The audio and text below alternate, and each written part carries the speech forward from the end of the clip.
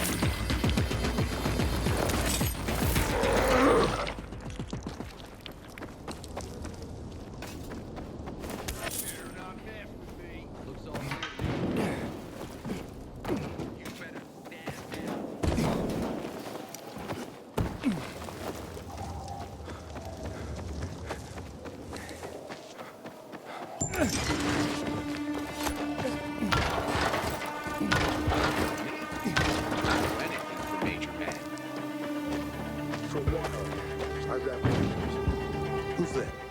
The greatest con artist alive. One day, he says, this city's full of suckers hoping for a miracle. We can take advantage of that. Anders had a plan. What plan? Lots of folk went missing after the war. I mean, look around. You can see memorials in every other street corner. Families needed to know what happened. And where there's a need, there's a business opportunity. That's sick. Have you no decency? Oh, decency's dead, mate. It's eat or be eaten. Widows were the easiest marks. We'd pick a house with a yellow ribbon. I'd be on crutches. Anders oozing charms, saying we'd fought with their dead husbands during the war. PK, the army, the side didn't matter. For a hot meal, we'd promise to tell them what happened to their husbands. It worked every time. They'd give us food, water, medicine, crystals, anything they had.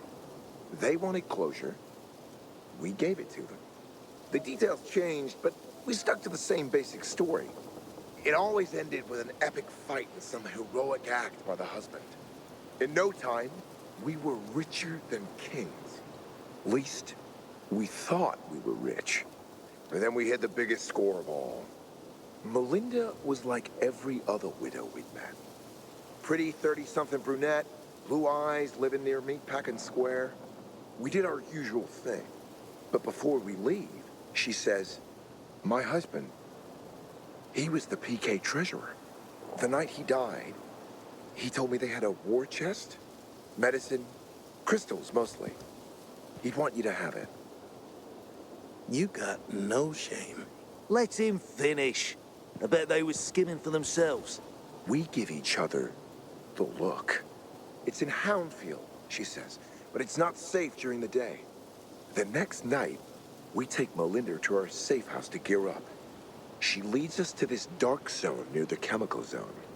It's in the basement, she whispers, shivering with fright. We tell her to stay behind, because, you know, if there's a fight, she'd just get in our way. You left her on her own. Yeah. Then we went looking for a way in. And eventually, we found it. And? There was no loot. Instead, there was a demolisher in that basement. We barely got out alive. When we got back, Melinda was gone. So was our stash. Medicine, crystals, food. She took everything. On the table, a note. Sorry, guys. Nothing personal. Just business. The biter was bitten. Only in this case it was a demolisher. Turns out she'd been tracking us for weeks. And we never saw it coming. Anderson and I split up after that. I bet he's still out there hustling. I enlisted with the PKs. But hearing war stories at night, people who actually died fighting for what they believed in, it made me feel guilty every time. I've lasted 2 months. Now I'm back where I started before the fall. A nobody.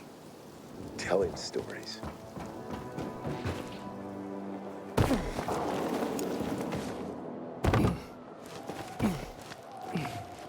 You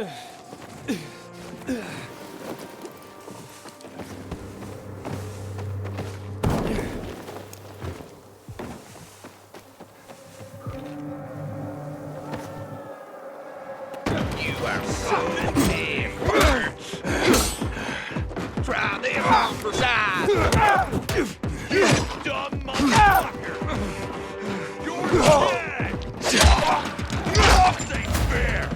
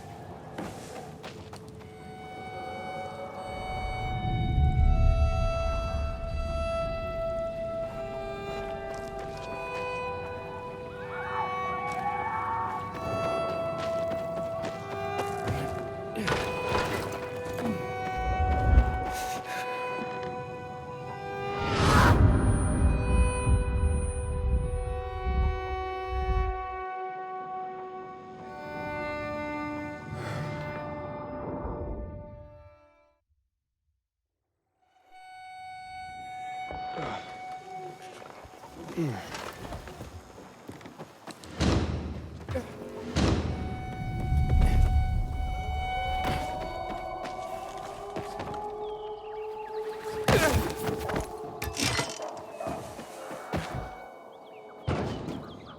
Hankel, I'm at the monument. You were right. Not much left of it. Good. Look closely. There is much more to it than meets the eye.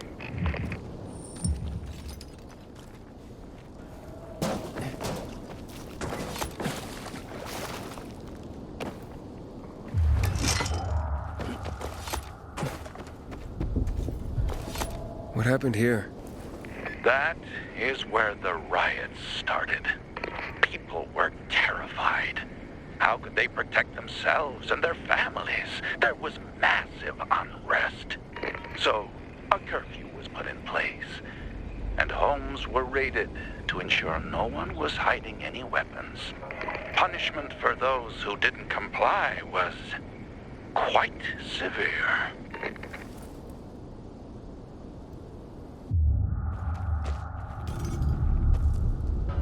Ah, there's a plaque here. Oof, a lot of names on it. Are those the victims of a massacre? Yes, 64 names. Things was starting to get pretty bad outside the walls around then, and the army needed more weapons. So they confiscated the civilians' weapons. Private ownership of any sort of firearm and its ammunition was forbidden thereafter.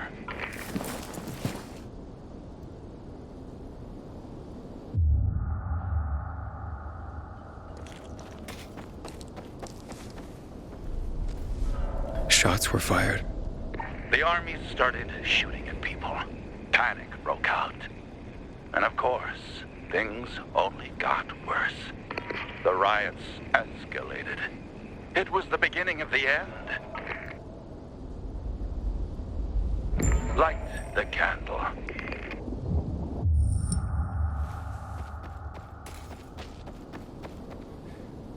So you're saying that Pratt made a bad call, taking people's guns away? Hard to know for sure, but it didn't end well for anyone. In fact, the main irony is that the army soon ran out of ammunition. And just like that, firearms became obsolete. At least, that's what's generally believed to have happened. Now, you'll hear some folks claim that Pratt kept a secret stash of ammunition somewhere in the city. But if so, he took that secret to the grave. So I guess we'll never really know. And that's the thing about history. We rarely ever really know. It's not a hard science. History is fragile as the passing of time. It takes the vigilance of people like myself to make sure it's not rewritten to suit the whim of each new generation's self-righteous fight. The duty of remembrance. Everyone should practice it. Farewell now, Pilgrim. I hope this little trip down memory lane has illuminated your path.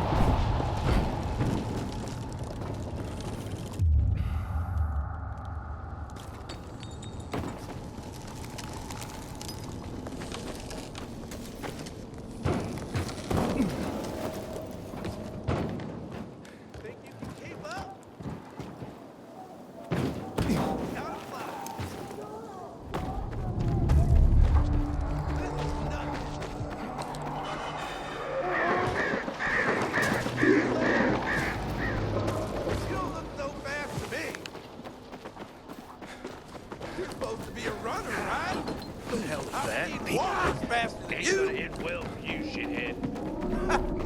Night runner my ass.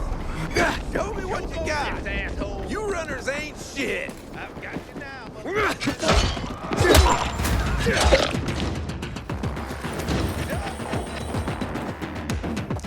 Ready for this?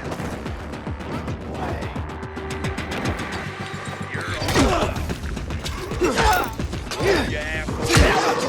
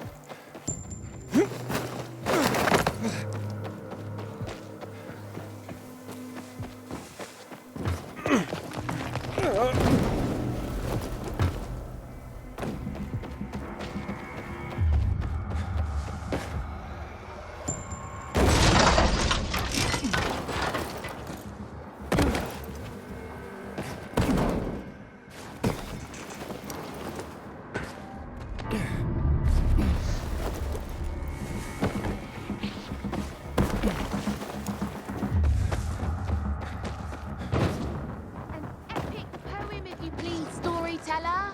Oh, my favorite. A tale.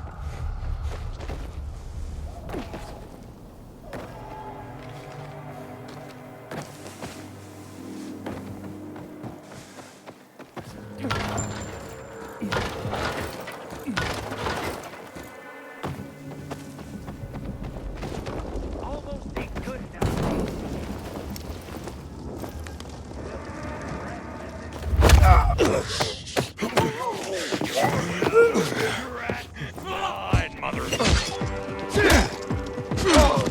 Who are you?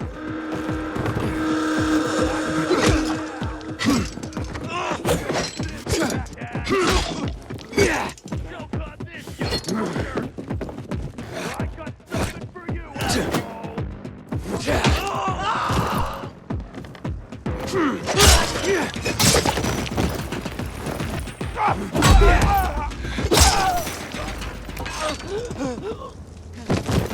I didn't see anything. You're safe. Let me go.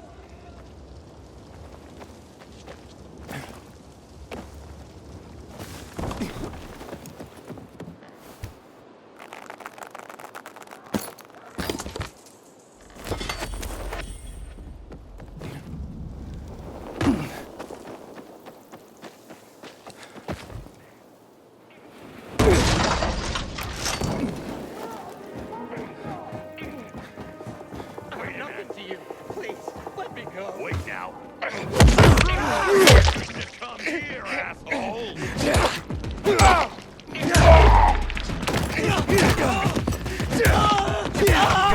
It's easy.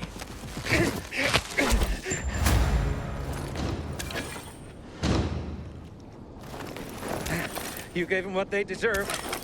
Thanks. Take this.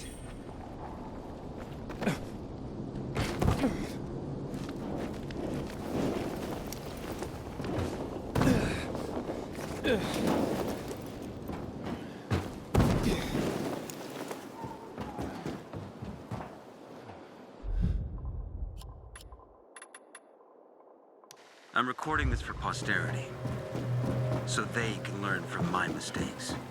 To warn all who follow about the worst of plagues. And I am not referring to the virus. I was born into a very religious family. My earliest childhood memories? Prayer. Every morning and every evening. Knees scraped from constant contact with oak floorboards. When I grew up, I had a very hard time. I was lonely. I suffered. Despite my upbringing, I turned to religion for solace.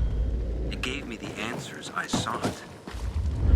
That I came to realize my father had tried to give me. To endure bullying is to earn heavenly rewards. God was my best friend, my only friend.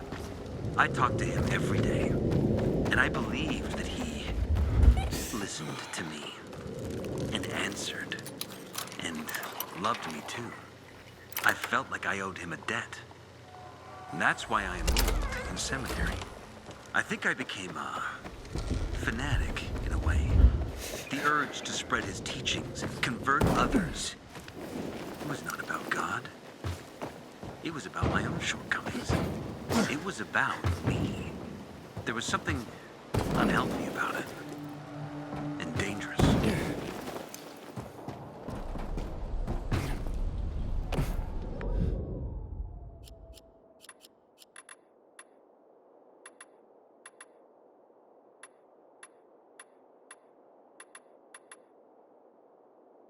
Captain Posner to Colonel Williams. Status report for Monday, December 16th, 2024. One of my men needed a doctor immediately, so I hurried to the nearest garrison led by Major Matt. It seemed the wisest course of action, all things considered.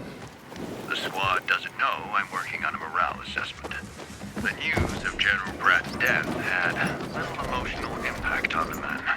They did not respect him, believing that he had lost control of the situation a long time ago and was unable to make difficult decisions.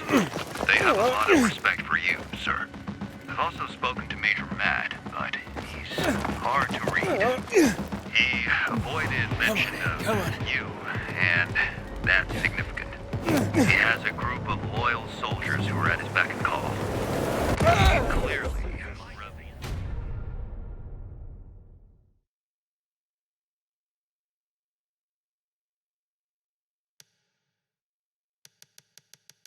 coming days.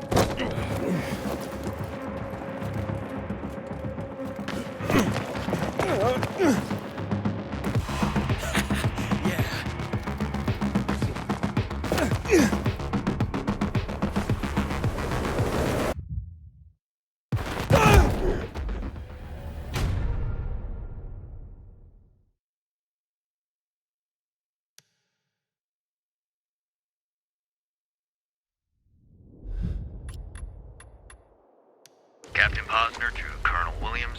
Status report for Friday, January 3rd, 2025. As ordered, I continue my observation of Major Jack Matt. He's an efficient commander, greatly respected by others, and he runs a tight ship.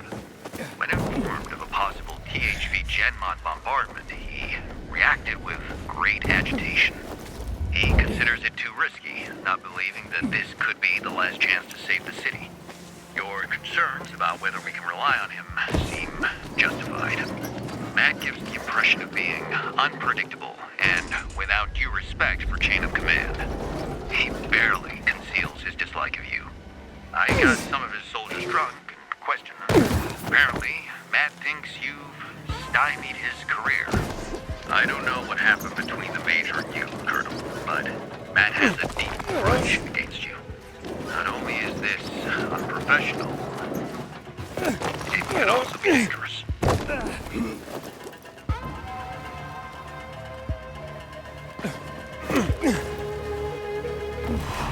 that was cool.